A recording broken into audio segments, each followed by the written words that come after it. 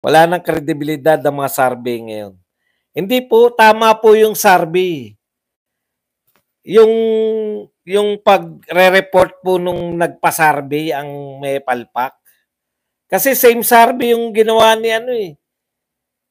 Kumbaga, yung pinorma nila yung survey para pumabor sa gusto nila. Importante sa survey kung paano yung methodology nila sa pagsasagawa ng survey. Tama yung data ng survey, slanted lang yung intent at pagbabalita. Yun nga po yung nagbalita noon, ang palpak. Kasi yan din yung pinagbatayan ni Tiglaw eh. Nakita ni Tiglaw, 55% yung hindi aware na meron. So, ibig sabihin, menos na kagad yung kalahati. Samantalang ang nireport nung mga yun, yung mga alam na may impeachment. So, yung 19%, kaya kung minenos mo yung 55%, magiging 41% yung 19%. Alam niyo yun? So, binabalita pa rin nila, kinakailangan matalas ka pa rin eh. Tama yung pag-conduct na survey, yung reporting nung nagpagawa. Ang mali. Correct. Yan, tama yung sinabi ni Minandro Manalansang. Boss Baz, pwede tayong managan sa mga DDS na mag-donate para sa bili ni Kadado. Ano? Para sa bill. Anong para sa bill? Sa bail. Hindi po. Ayan nyo. Ito po, pwede po ba wag niyong pangunahan yung mga tao? Hindi po mga simpleng tao yan. Hindi naman po hikaho sa buhay si Dado. May mga samahan po yan. Baka mainsulto pa po sa atin. Magiging issue pa po yan eh. Wag po kayo manawagan ng hingi-hingi kagad ng mga pera. Alam niyo po yung mga magagandang intention, minsan mabubutasan ka pa rin eh. Na siguro naman nakikita niyo yung mga vlogger na nanghingi para sa rally sa EDSA. Ngayon, meron na silang binabanatan sa kanila. Ang gusto ko po, maging ano tayo. Yung usapan lang po talaga rito. No, kasi mauwi po yan na sa tamang hinala once na in-involve nyo po ang sarili nyo sa paghingi ng pera para sa isang layunin. Tsaka, biruin nyo, kahit papano sikat tayo, lalo na sa mga kalaban na vlogger, di ba? Once po na ako ay manawagan dito, halimbawa, yan, si Badong nananawagan na ng pambil ni Dado. Di po ba? Parang ansama naman ang dating nun. Hindi pa nga natin alam kung anong, wala naman pong hinihingi. No? Wag niyo pong pangunahan ng ganun. Katulad po niyan, kung kayo po supporter ng mga tulungan natin para yung mga nagsasawagawa ng rally sa EDSA. Walang masama sa inyo noon. Nagbigay kayo. Merong ibang mga vlogger. Bakit kayo nanghihingi? Bakit? Patay na. Tapos nagsisitahan na. Be aware. Gusto nyo ba mauwi yung sa issue ng mga hingian yung atin? Dito, panay, wala tayong problema sa pera dito eh. Tignan nyo po ang pinag-uusapan natin issues. Hindi tayo napupulaan sa meron dito nanita eh. Babawiin niya raw yung pinangkapin niya. Di bawiin mo kako kay YouTube. Di ba? Ganun lang po yun. Hindi po tayo pwedeng basta manawagan dito. Tandaan nyo po, meron din akong amo rito sa YouTube. Di po basta-basta yung mananawagan ka ng pengin pera para ganun. Di po yung ganun. No? Ano lang po kayo. Cool lang po kayo sa mga ganyang bagay. Okay? Kaya po niya.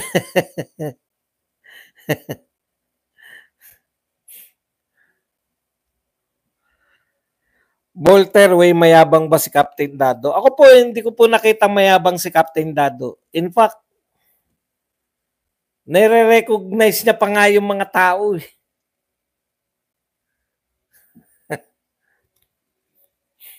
Puro mura lang yan si Dado. Tulad ni Digong at Sara, tignan natin kung papalag kay Tore. Di naman kinakailangan. Ikaw pala matapang ka pala, Voltaire or Leyna.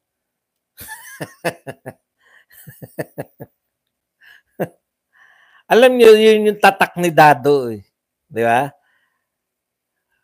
Kaya po siya nakilala, kaya kanya-kanya pong ano yan eh, para magkaroon ka ng tatak sa ano. Ngayon, kung sasabihin mong panay mura, masama ba magmura sa amin? Kulto kami ni Digong eh.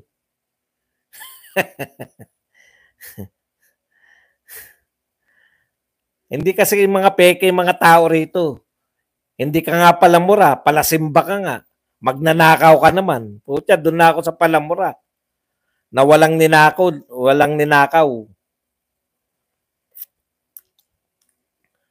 Pagkape lang, walang bawian. May bumabawi ng pinangkape. Sabi ko, kunin niya sa YouTube.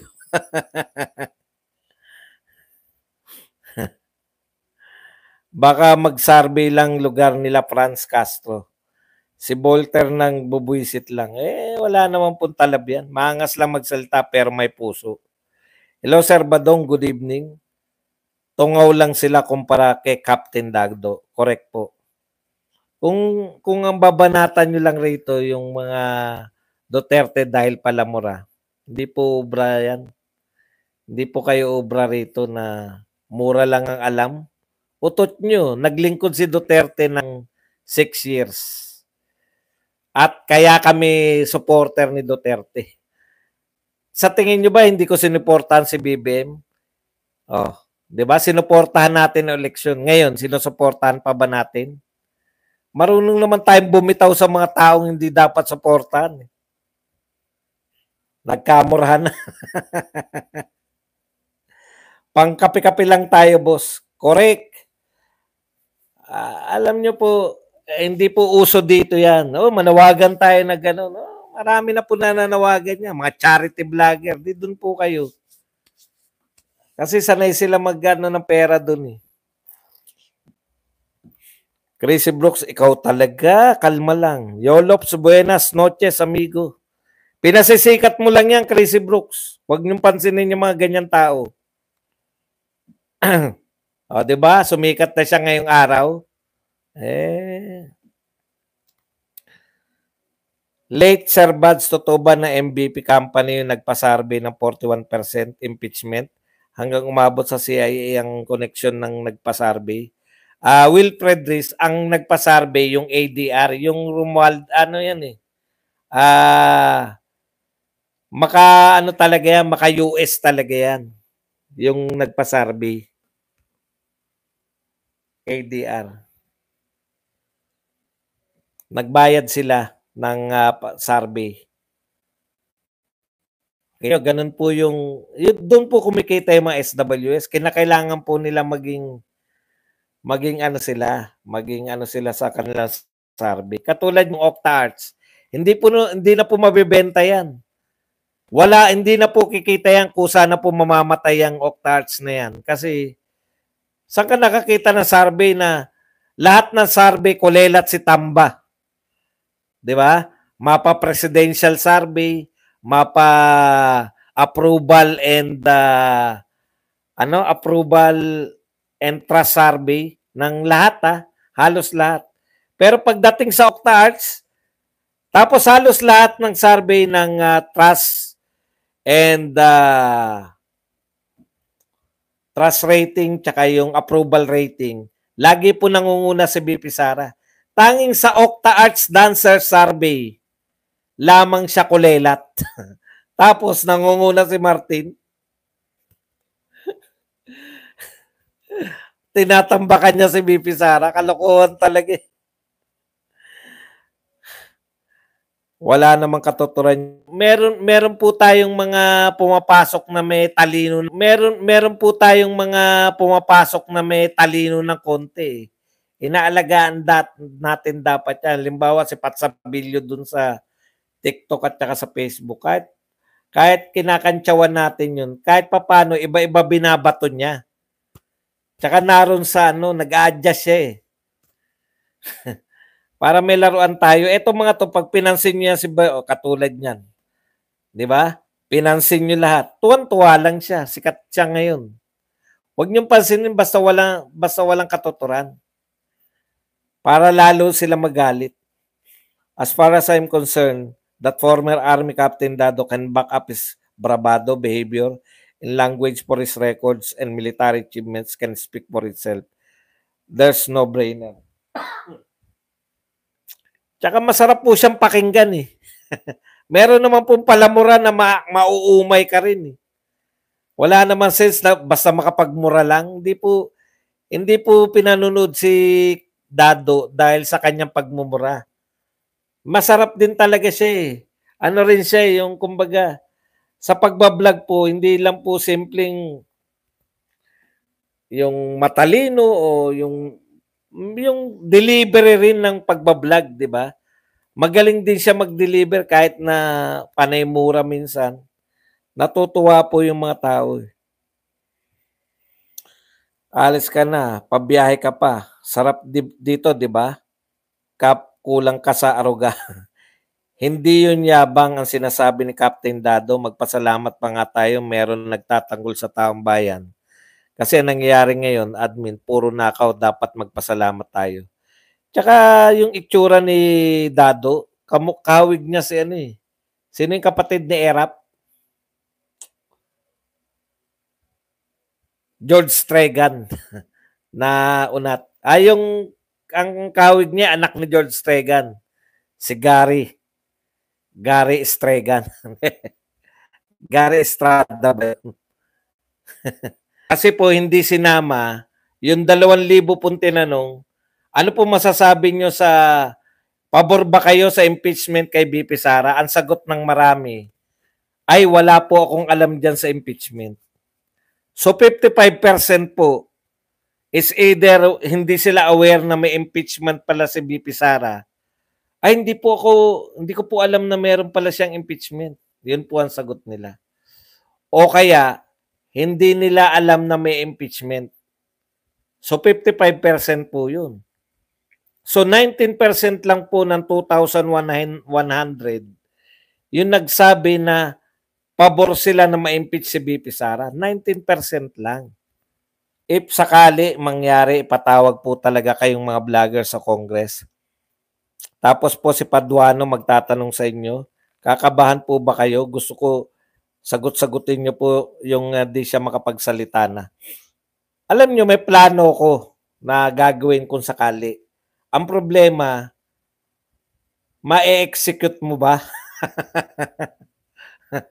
Ma-execute ko ba yung mga gusto kong gawin? Di ba? Hindi natin alam eh. Hindi natin alam kung ano yung pakiramdam mo doon. Kung ano yung pwede mangyari doon. Iba kasi yung narito lang ako sa kwarto, iisipin ko pag pinatawag ako, ito mga gagawin ko. Iba rin po yung pag naroon ka na eh. Di ba? Iba yung pag may tumitingin sa'yo na dinuduro ka. Iba yung pag may nauna sa'yong vlogger na pinakontempt. Kunwari may naunang nakontempt tapos ano ba gagawin ko ngayon? Tatahimik na lang ba ako? Total, hindi naman ako sikat. Doon lang ako sa likod.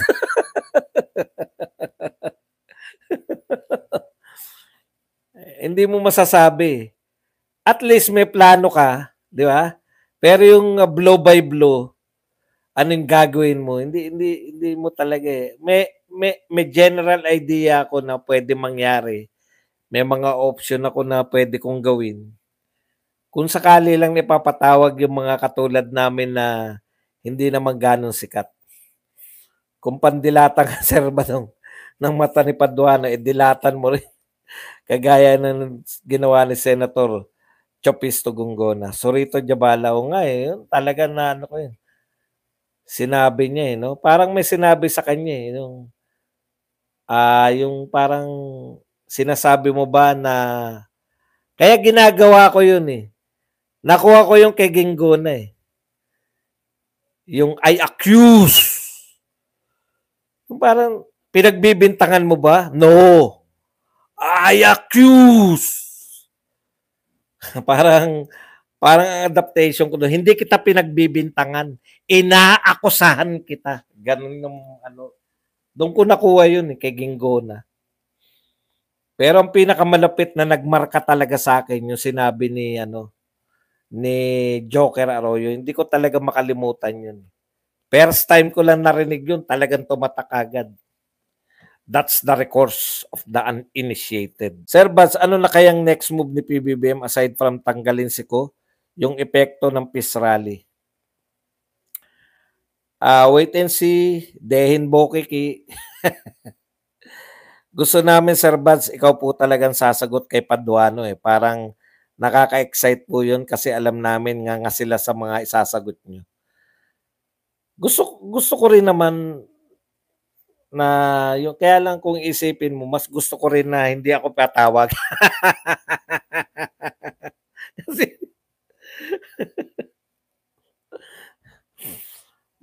Boss Buds, 132 million na balota hindi na magagamit dahil sa TRO ng korte sa mga disqualified.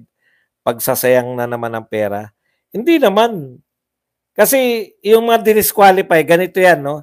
Yung mga dinisqualify, nag-protesta sila sa Supreme Court. So, pakikinggan ng Supreme Court, yung paliwanag nila, ay meron na sila eh, di ba? Pinagpapaliwanag nila yung Supreme Court. Pag yung Supreme, ay yung COMELEC. Kasi titignan nila yung batas eh. Baka umabuso yung COMELEC sa pagpapaano, di ba? Hindi po ibig sabihin ng TRO ay panalo na yung nagsampa na reklamo sa Supreme Court. Hindi po yun yung ibig sabihin nun. Titignan po ng Supreme Court kung may katwiran yung pagdi-disqualify sa kanila. Kung naayon naman sa batas, di disqualify pa rin. Boss Bas, kinasuhan ni Torres Captain Dado. Sana isama din sa pagsampa ng kaso ang mga congressman na may mga kawatan. Isama na rin yung adik para pantay. Nag-meeting yung mga engot sa kabila. Yung mga komunista may rally din daw sila sa January 18 para sa impeachment ni Sara. O yan. Tama yan. O, umatin po lahat ng mga pro-impeachment para po magkaalaman ng numero, di ba? Milyon yung inatiran namin. Alam niyo, nakaka-proud din na bahagi ako niyan eh. Nariyan ako eh. Alam niyo yung mga nagbabalak po na pro-impeachment rally, kalahati po na ipanalo nyo pag napasama nyo si Jared at si Abi.